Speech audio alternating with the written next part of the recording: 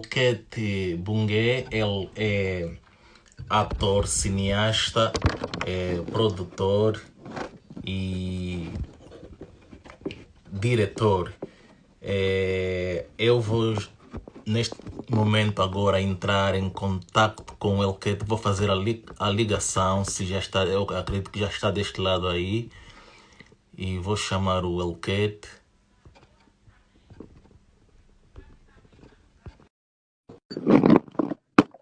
Olá, sejam todos bem-vindos.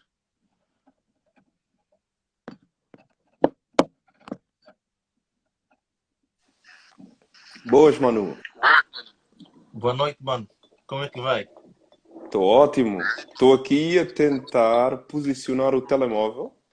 Pô, dá Uso aqui vontade. umas coisas rudimentares, porque não tenho uma plataforma específica ainda.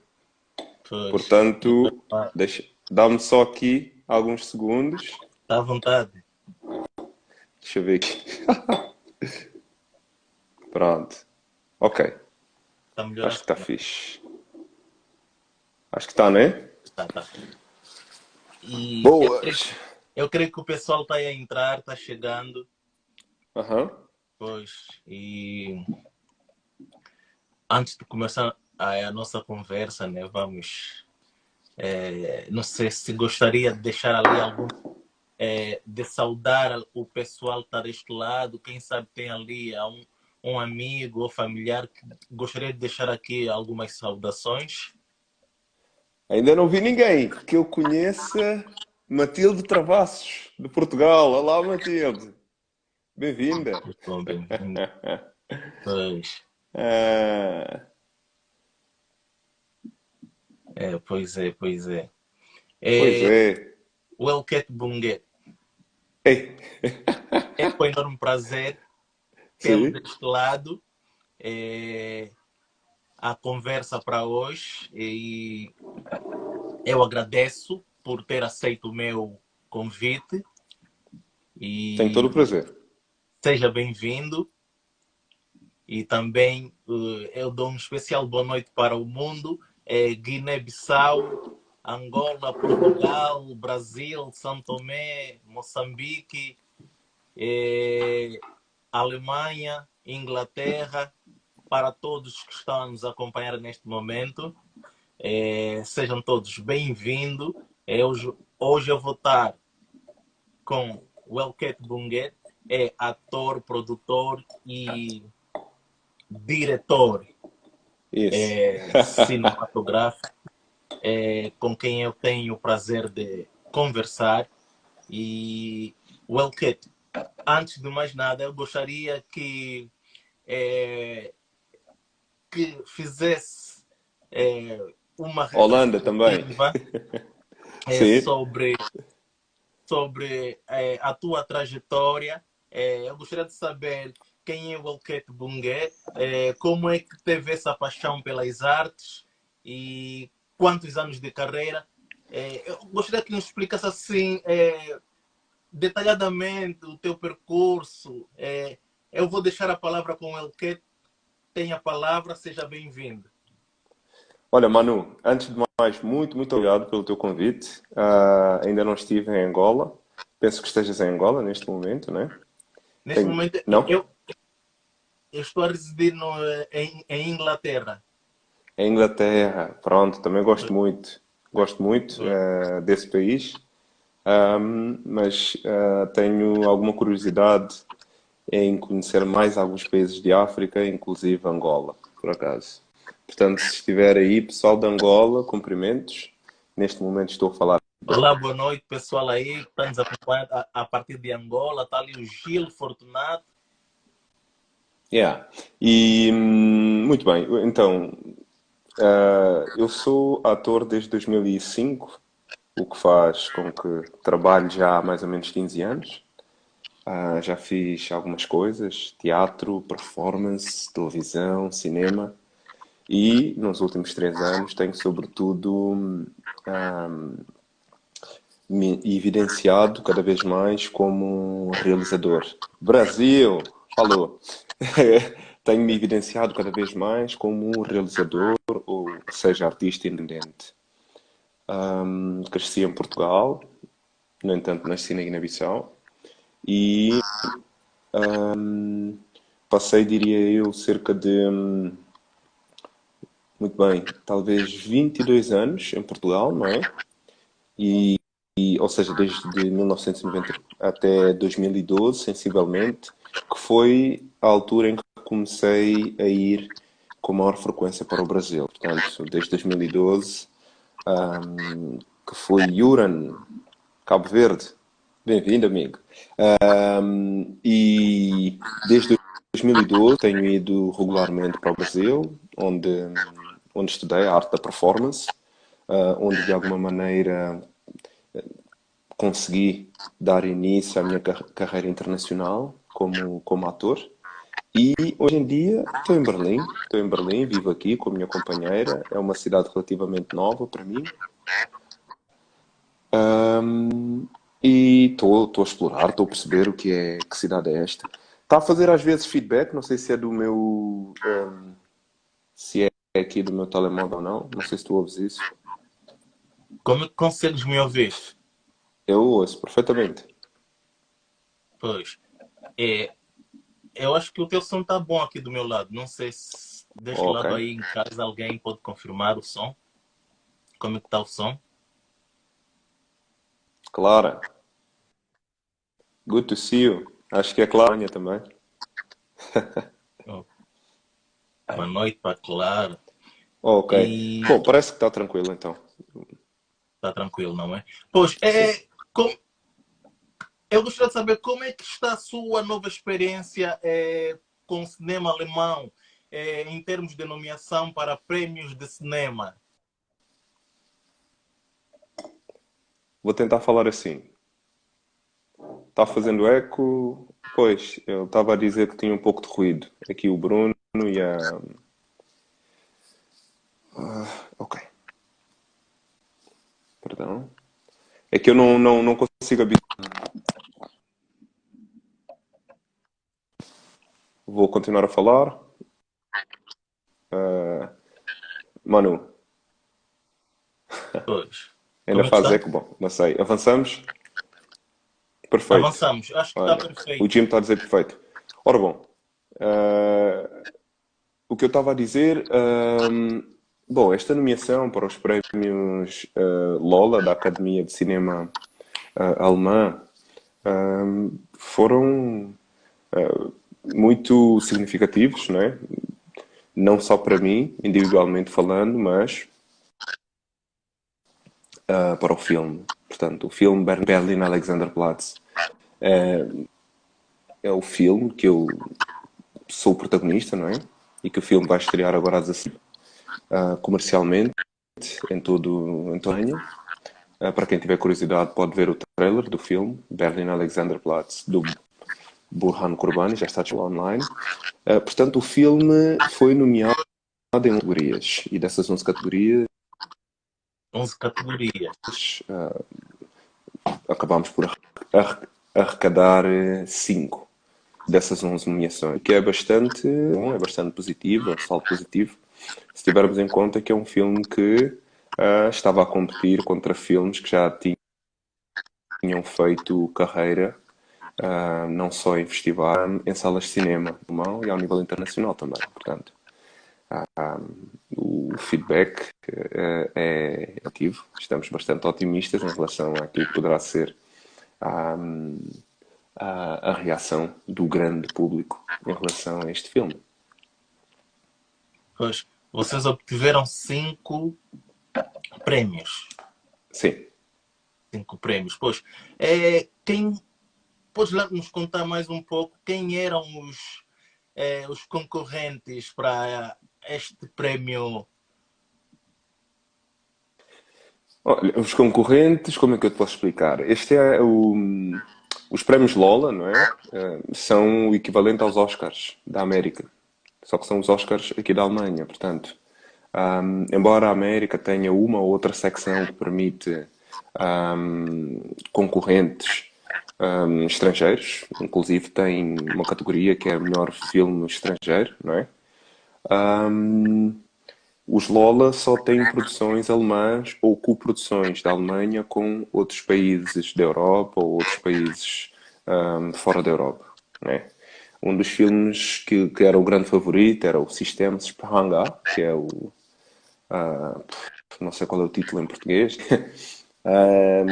Depois tínhamos também um outro musical, tínhamos um novo filme do realizador alemão que se chama Undine, o nome do filme. O filme também deverá ir agora para as salas de cinema.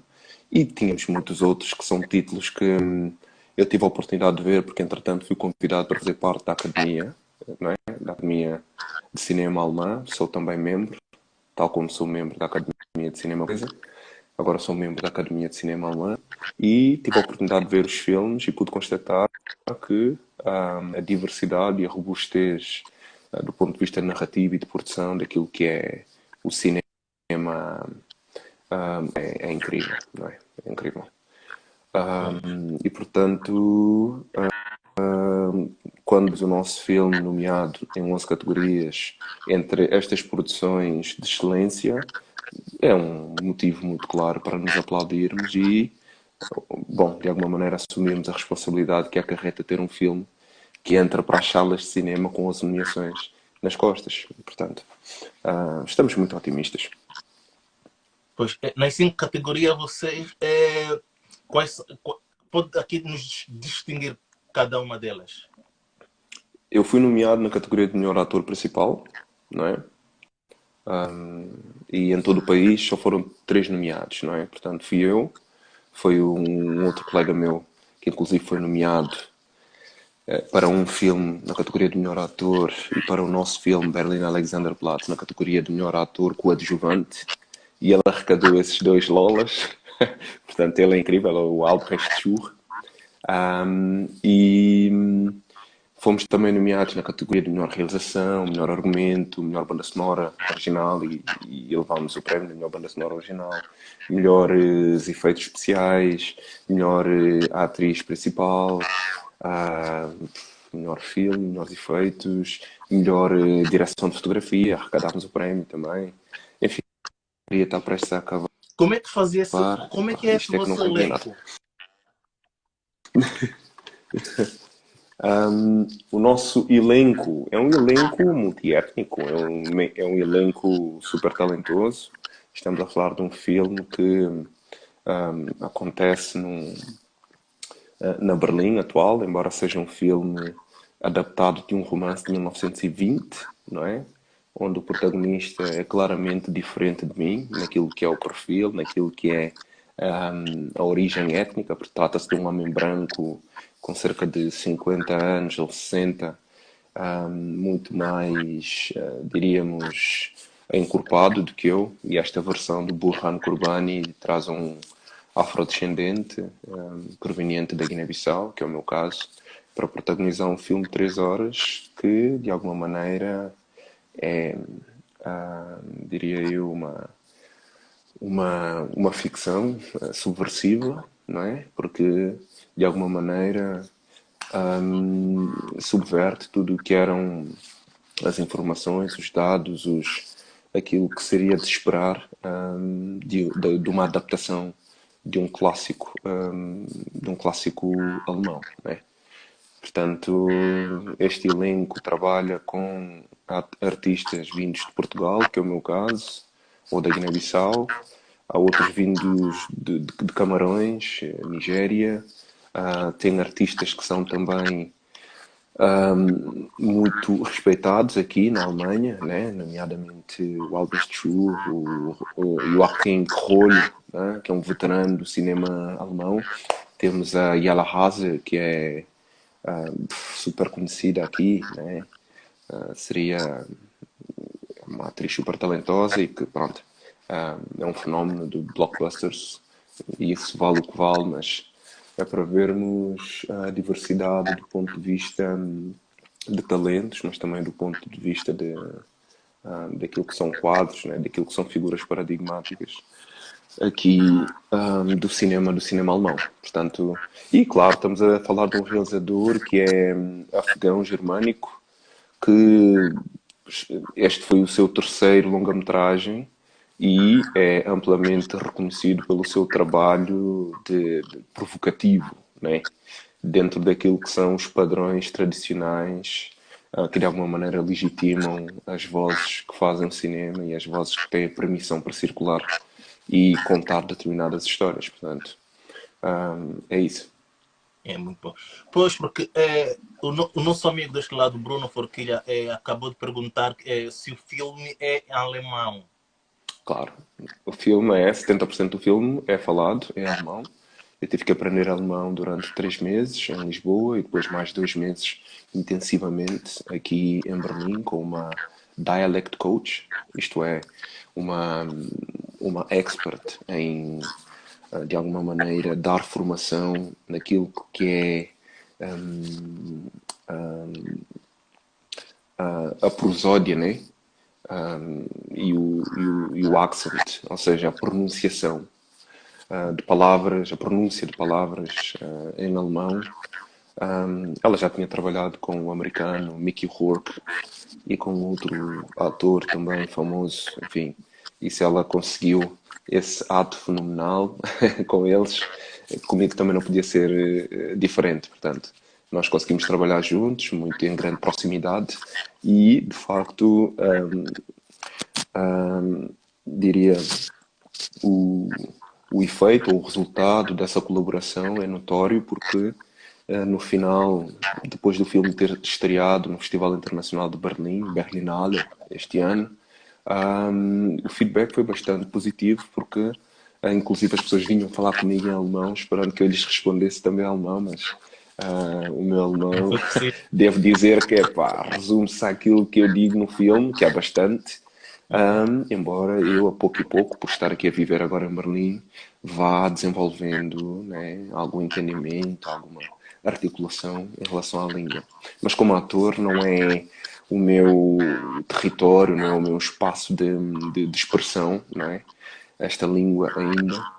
Fazer este filme foi muito desafiante, mas prefiro continuar a desenvolver o meu inglês e, sobretudo, o francês, porque eu acredito que são mercados que poderão, de alguma maneira, dialogar ou ser, até porque já tradicionalmente já são mais, de alguma maneira, há uma tradição mais antiga já de integrar atores afrodescendentes nas ficções, sobretudo de realidade social, que são produzidos em França. Ou então são produzidos em coprodução entre a França e outros países. E, portanto, isso não é algo que tenha sido ainda explorado o quanto baste aqui na Alemanha e por isso acho que este é um filme que merece uma atenção especial porque justamente faz isto, né? Muito bom, pois. Pois. Como é, eu Sim. perguntaria, como é que surge essa ideia de trabalhar com o cinema alemão? Houve um casting feito ao nível internacional que estava em curso desde 2015, salvo erro, e durante 2 anos eles não tinham encontrado o ator para interpretar este personagem. E eu estava no Brasil e recebi um convite recebi um convite via e-mail, né? De início até achei que fosse uma brincadeira, isto é um convite feito a partir de uma produtora alemã e escrito em alemão, né? Eu na época nem pão sabia dizer alemão. Costumo muito brincar com esta expressão. Depois enviei um self-tape, não é? Porque é assim que a coisa funciona, né? Sobretudo quando se tratam de produções internacionais.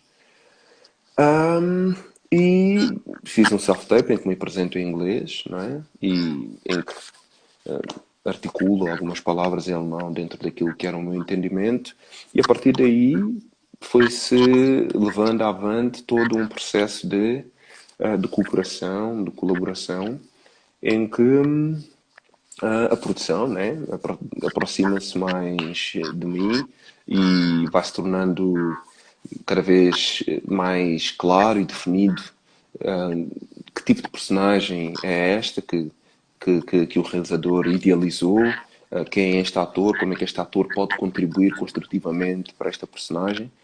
Um, e pão diz-se brote. Bom, continuando o raciocínio,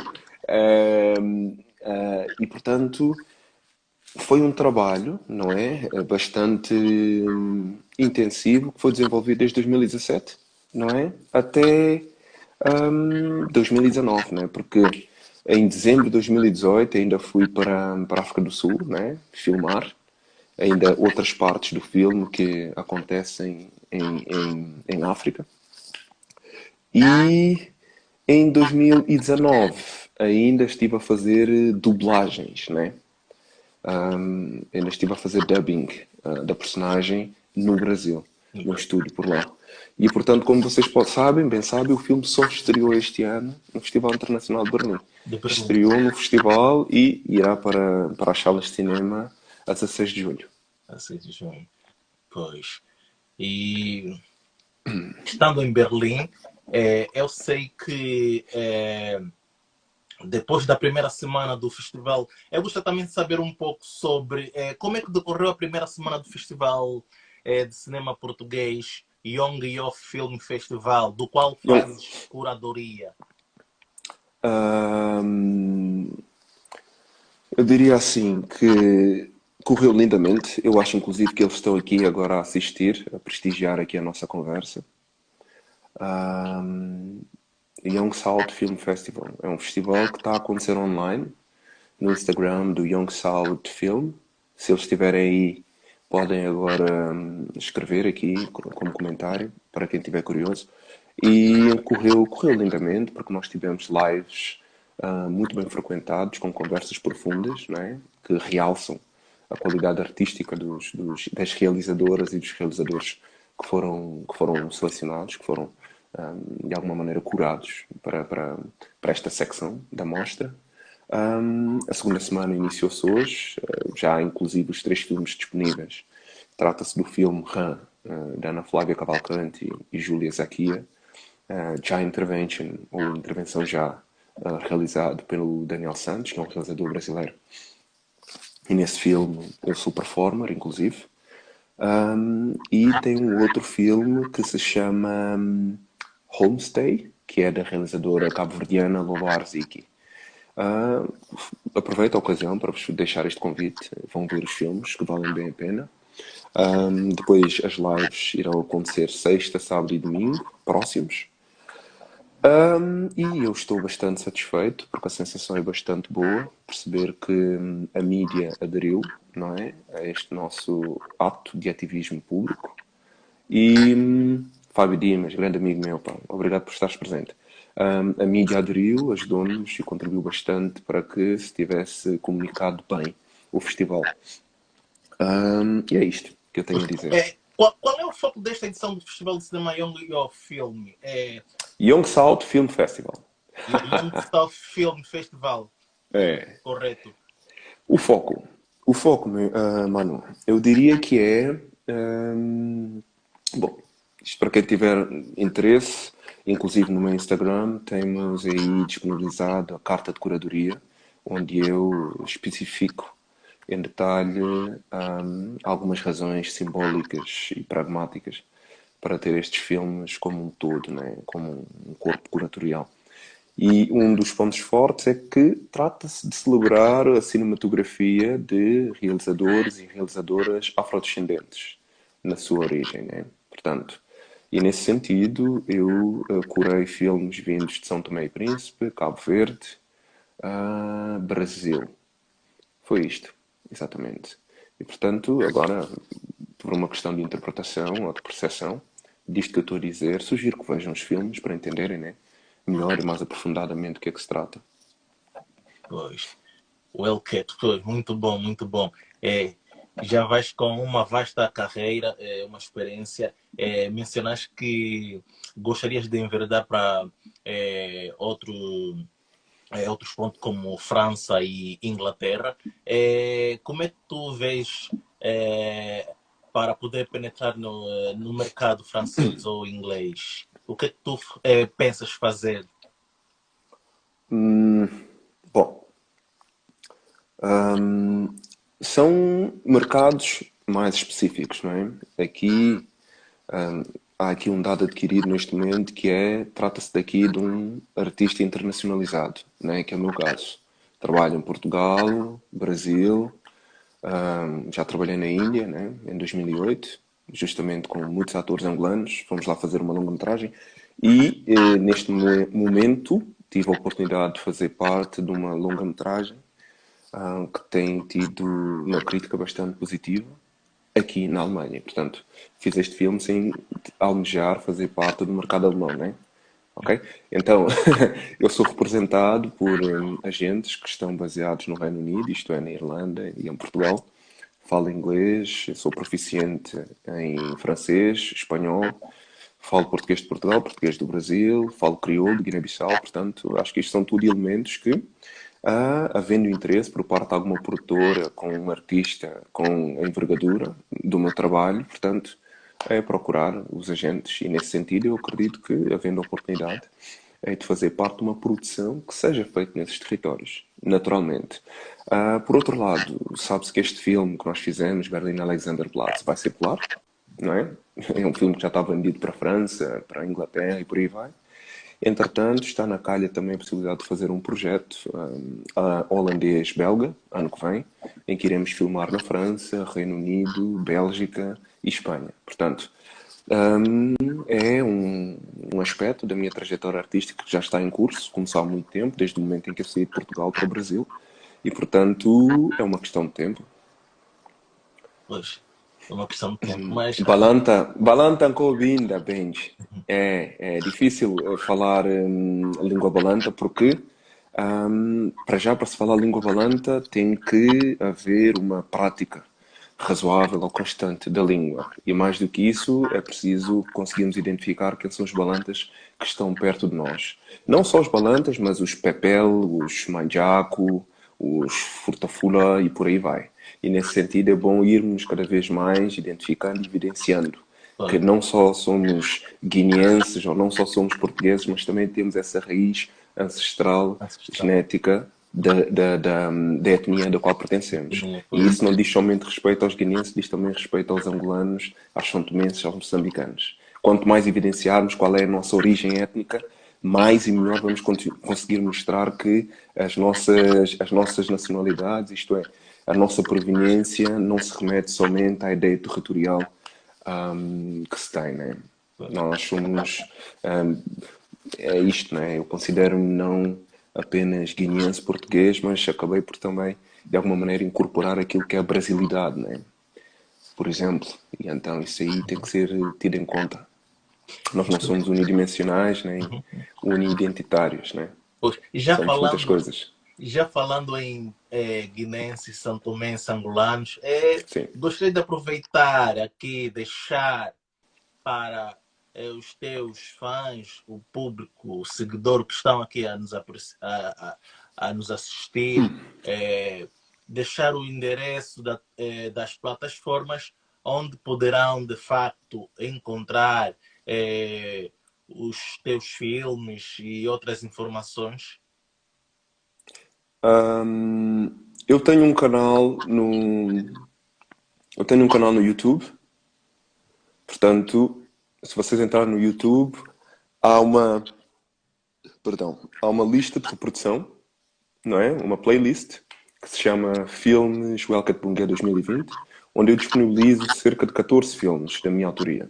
São curtas-metragens, podem se entreter ao longo de 10 dias ou ao longo de 5 dias, ou então se quiserem fazer corrido como se faz aí com as séries da Netflix, papam aquilo tudo num dia, né? Ou numa noite. Portanto, então estejam à vontade para ver isso. Também tenho uma página no Facebook onde partilho, né, algumas novidades, alguns updates da minha vida artística, não é? E ultimamente tenho aproveitado também para fazer algum ativismo social, no sentido em que os nossos países, neste caso,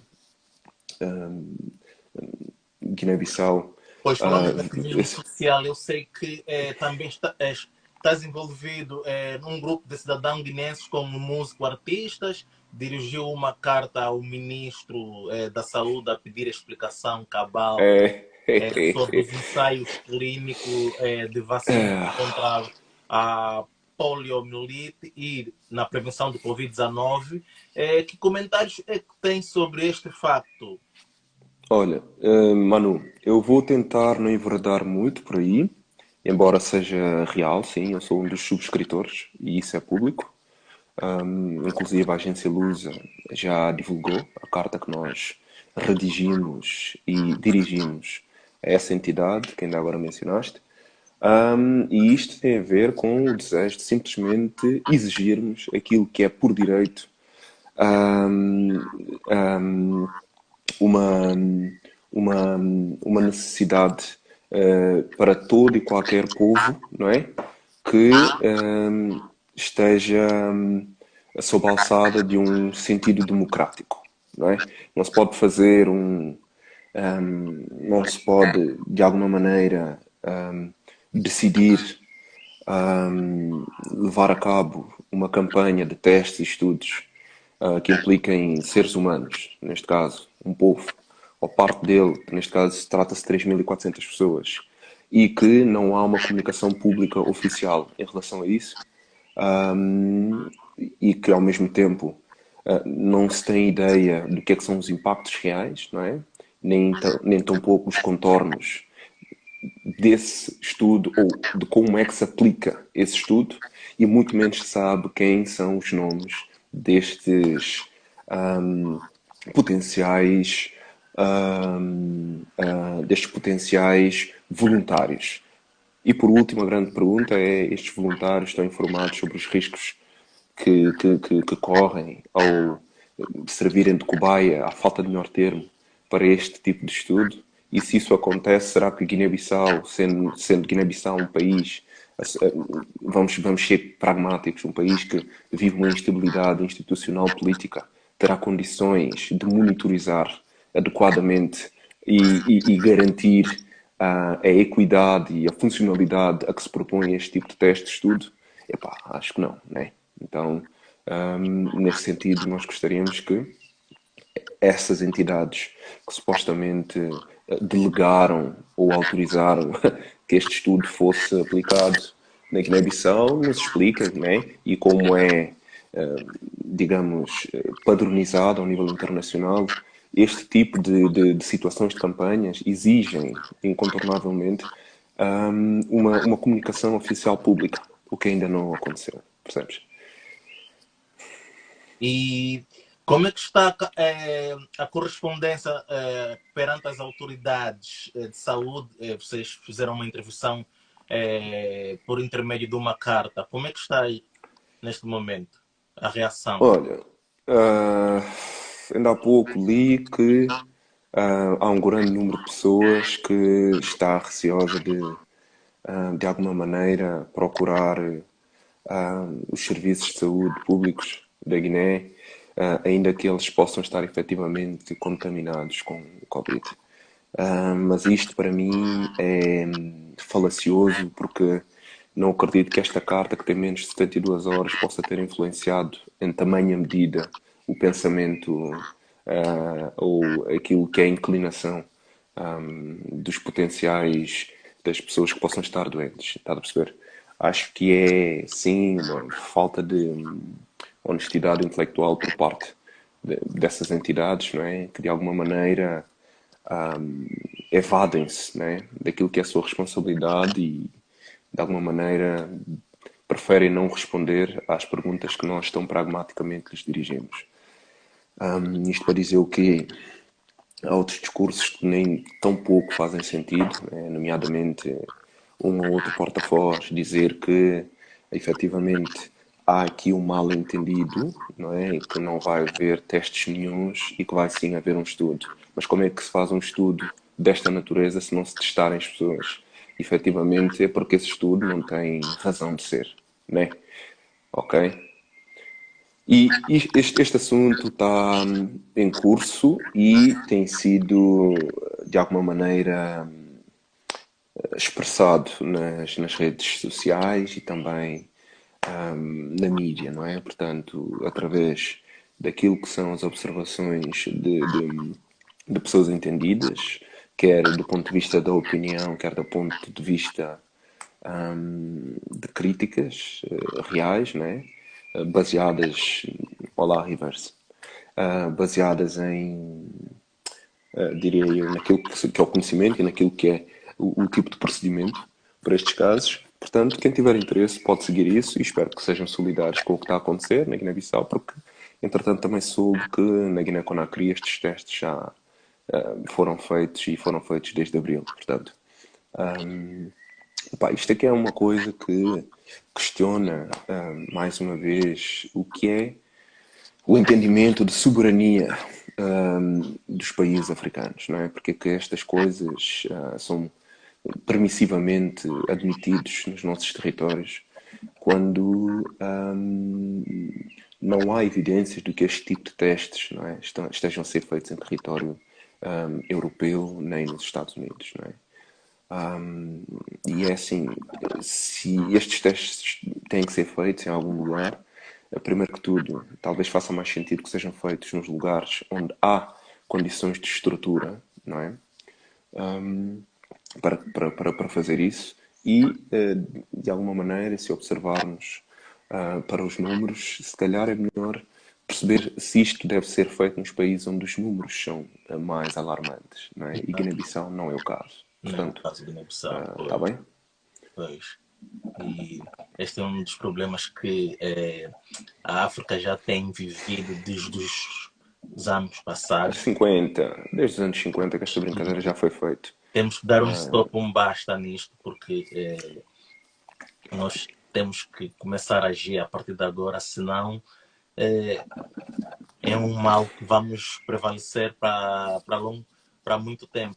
E falou também no Brasil, sei que fez uma formação no Brasil. Como é que foi essa tua experiência no Brasil? O que é que fez mais no Brasil? No Brasil fiz muita coisa, meu amigo. Fiz muita coisa. Desculpem se vos pareço aqui um pouco cansado, foi um dia exigente. No Brasil estudei, né? Fiz uma pós-graduação em arte da performance na Unirio. Fiz teatro, fiz performance, inclusive escrevi uma peça que se chama Chondi Balanta, Dalmar, grande amigo meu, pá. Sarandi, entrou agora. Bom, desculpem interromper a conversa de vez em Não, quando. mano, esta É conversa bom continua a ser-se bom seguir. Nós anfitrião. estamos a conversar, mas automaticamente podes dar uma boa noite ali ao pessoal, não faz mal. Yeah. Estava a dizer, no Brasil estudei, né? Depois comecei a fazer teatro e, sobretudo, comecei por fazer cinema independente, ou seja,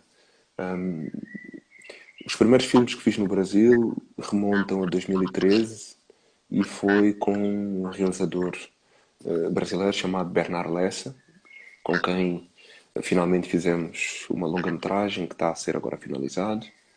Estivemos a filmar em Vitória do Espírito Santo no início de 2019.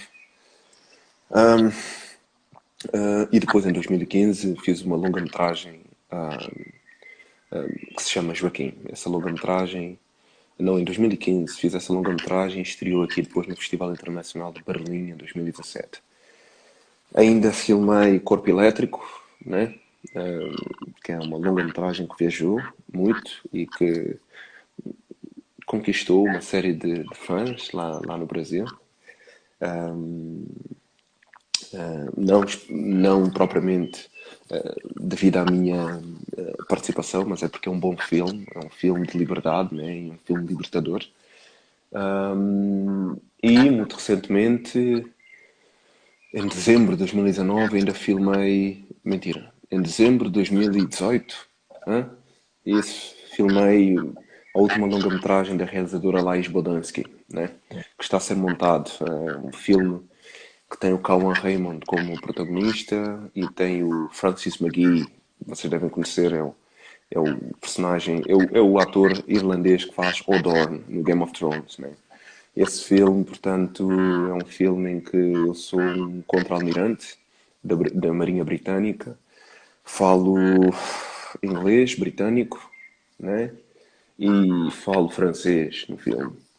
Portanto, o filme retrata a travessia do rei Dom Pedro I do Brasil para Portugal, quando de alguma maneira ele abre mão do trono no Brasil, né? Cede o trono ao seu primogênito, que é o Dom Pedro II, e volta para Portugal justamente para resgatar o trono que havia sido usurpado pelo irmão, se não me engano, Dom Manuel I.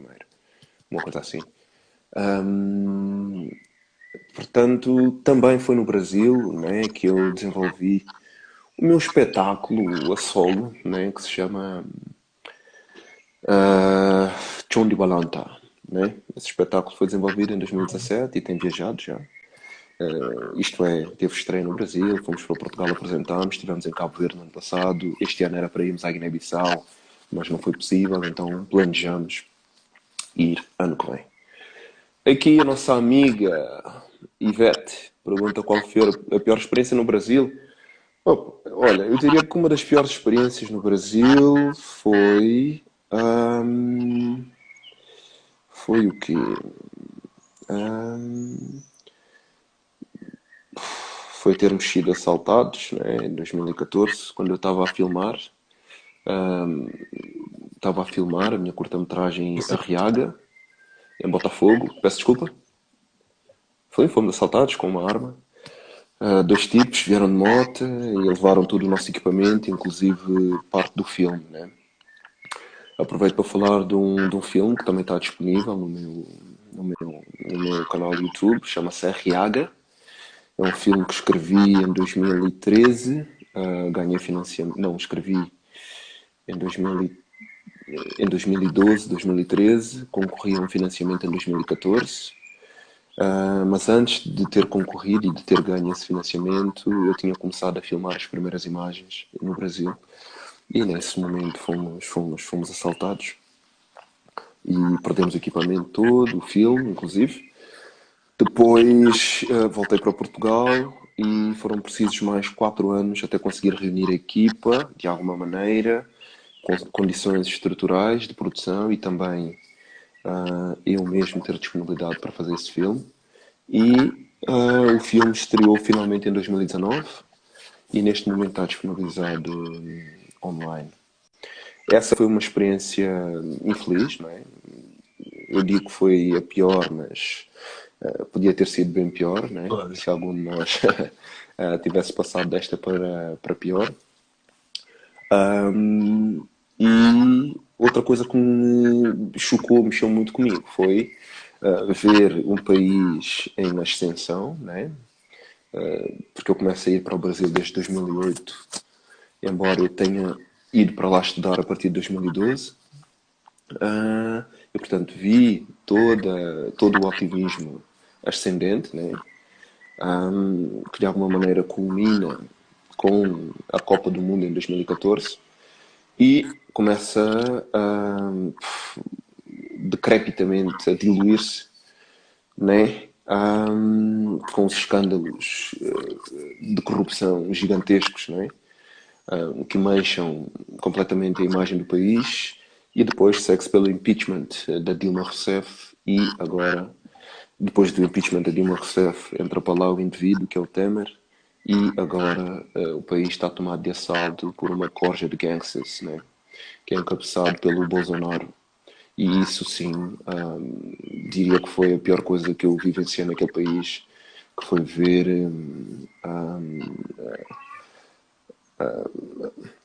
a putrificação, né, de um povo, né, que levou tanto tempo a entender-se como povo e que numa altura em que o populismo assola globalmente, né, as decisões começam a emergir daquilo que é um cinismo que é praticado pela elite, sobretudo, e por esta classe média alta que se força, que evidencia-se, não é? Por este grito que é um grito de uma parte da sociedade que acredita que O Brasil é daqueles que têm dinheiro, o Brasil é daqueles que têm a tez mais clara e, portanto, tudo aquilo que são as mazelas e que são a herança do colonialismo e do período escravocrata começa a vir ao de cima. Portanto, o Brasil está numa situação bastante complicada, bastante Crítica. depressiva e pronto, o que posso fazer é de alguma maneira continuar a dialogar artisticamente com aquela realidade, né? Pois, muito bem. É, houve um festival escocês de cinema de videodança, onde o filme intitulado Ja Intervention foi o encerramento do festival. Eu quero que nos contasse mais um pouco sobre este festival. É assim, esse é um festival que aconteceu em Edimburgo, né? Terminou no sábado, foram 2 dias. Normalmente o festival acontece in loco, in site specific, né? E este ano teve que ser em formato online, pelas razões óbvias. É um festival que celebra a videografia, que é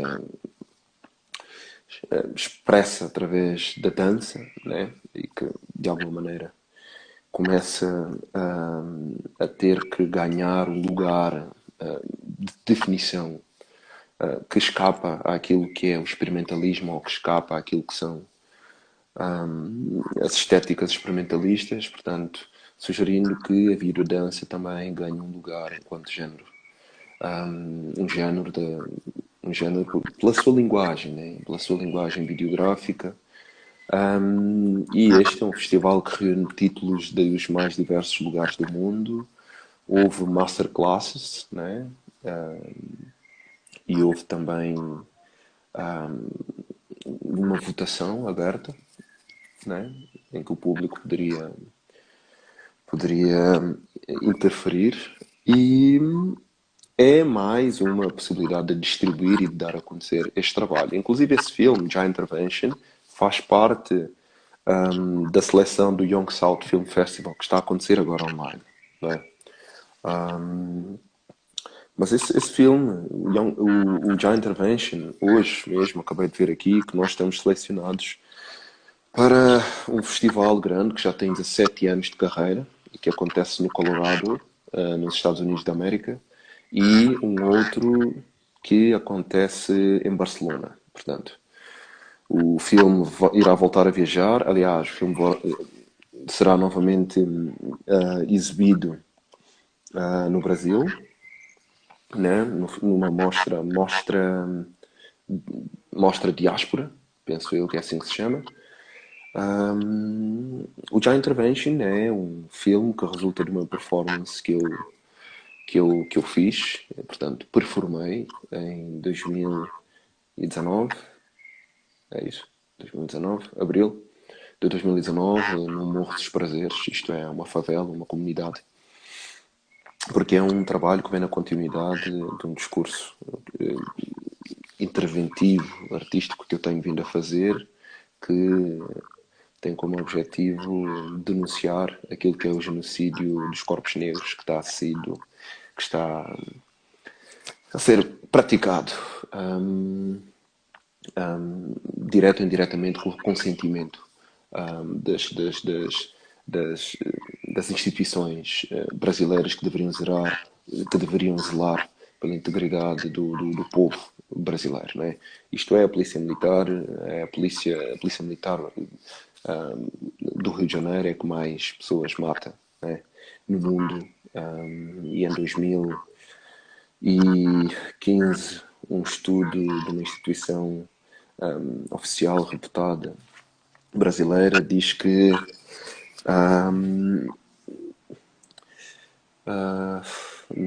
digamos num universo de não quero estar a dizer um disparate, num universo de 65 mil corpos mortos, né, declarados mortos pela polícia, no universo de 65 mil, 75% são jovens negros, afrodescendentes, afro-brasileiros. Portanto, nesse sentido, o filme Já Intervention é uma intervenção simbólica que visa, de alguma maneira, ahm, de forma, de forma expressiva, de forma semiótica, levar-nos a perceber, a emocionar-nos com aquilo que é um corpo sendo baleado, né, por armas semiautomáticas centenas de vezes e que com muita resiliência, resistência, não é?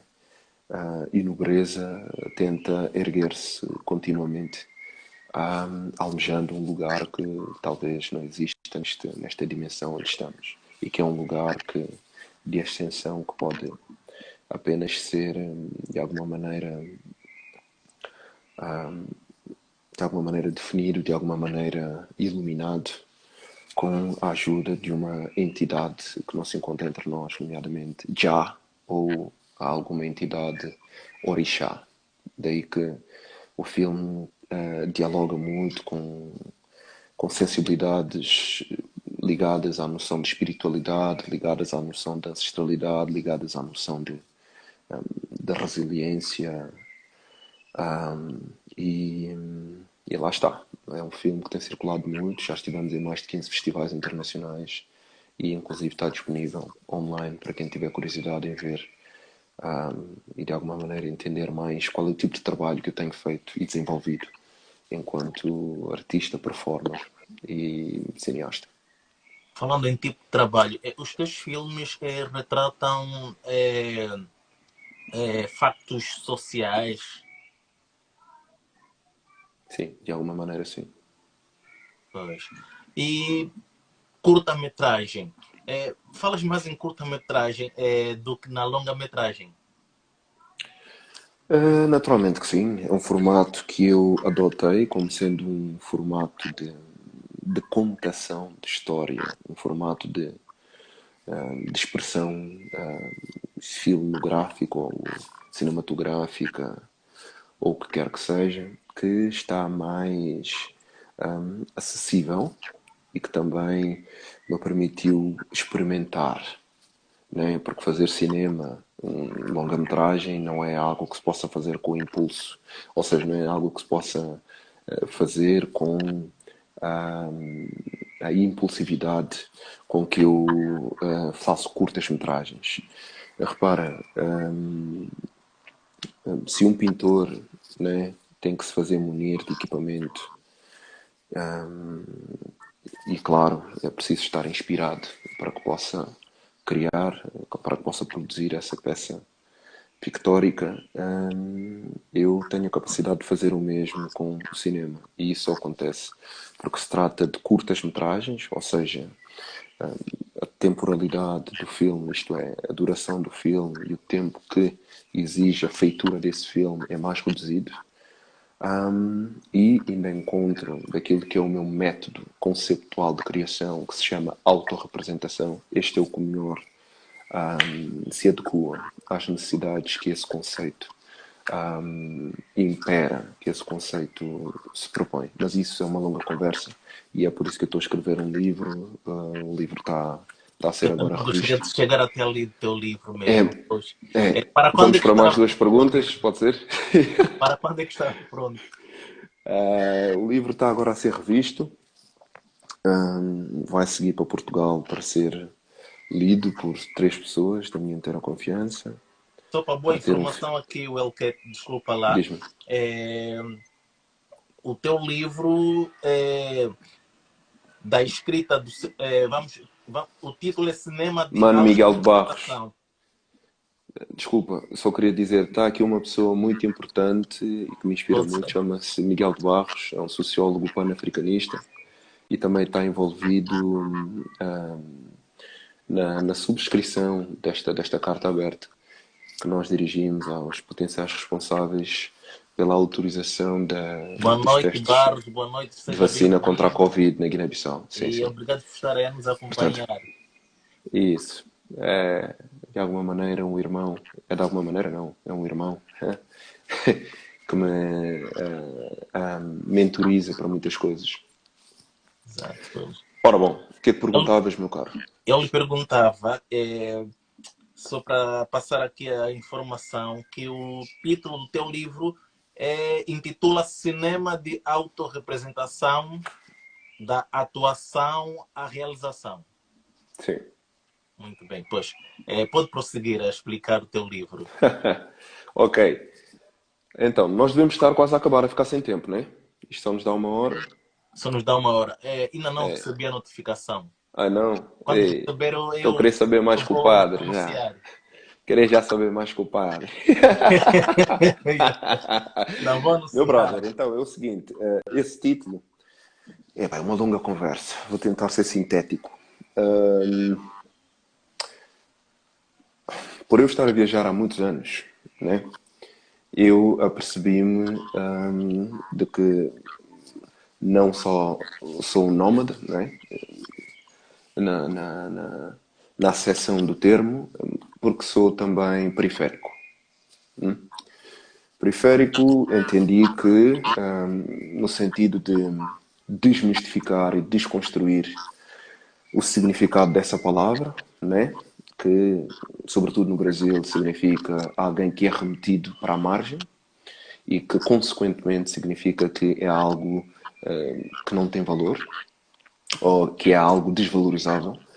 Na minha percepção, periférico é justamente aquele que está no lugar de confluência de tudo que é informação, transição e troca.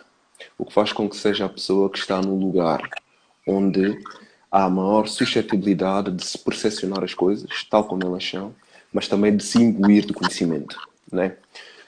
Ser periférico para mim é como que estar num estuário, e faço uso desse exemplo porque o estuário é o lugar onde confluem as águas, nomeadamente de água doce e de água salgada, por exemplo. E em termos biológicos, seria o lugar mais rico, onde mais e melhor poderíamos percepcionar aquilo que são as diversidades biológicas e, consequentemente, a qualidade esses mesmos biótipos. Como é que eu uso isto? Por ser periférico, entendi que para me articular em determinados territórios, eu tenho que ter incorporado, não é, as formas de expressão e de articulação nesses mesmos lugares. Não é? E sempre que eu me manifestar interventivamente, não é? Quando eu digo interventivamente, significa que enquanto corpo, enquanto performer, enquanto artista, né, que se manifesta pública e socialmente, eu terei que saber estar e terei que me fazer articular nesse lugar. E todo o conhecimento que eu veicular e todo o discurso que eu veicular tem que ser um discurso que, primeiro que tudo, tem que me autorrepresentar. E quando eu digo autorrepresentar-me, não é do ponto de vista identitário. É também do ponto de vista daquilo que é relevante para Resta-nos desconstruir. apenas 1 minuto. Ok, daquilo que é relevante para desconstruir, não é? E celebrar a minha persona, a cultura, a comunidade que eu represento. Nesse sentido, como eu comecei como ator e hoje em dia sou realizador, todo esse conceito abarca esta minha transitória, este meu percurso de transição entre ator e agora realizador. E o livro vai mergulhar, vai discorrer a partir destes tópicos. Muito obrigado pelo convite. Não, nós vamos voltar para a segunda parte. Como é que estás a ver? Epá, acho que para mim está bom. As pessoas também devem estar cansadas. Brother, eu fico à espera de um outro convite, Manu. Tá bom, Eu então. vou viajar daqui a um dia. Vou viajar daqui a um dia e ainda tenho que acertar muita coisa, meu querido. Bom, mano, muito obrigado, valeu. E agradeço mesmo por ter aceito o meu convite. One love.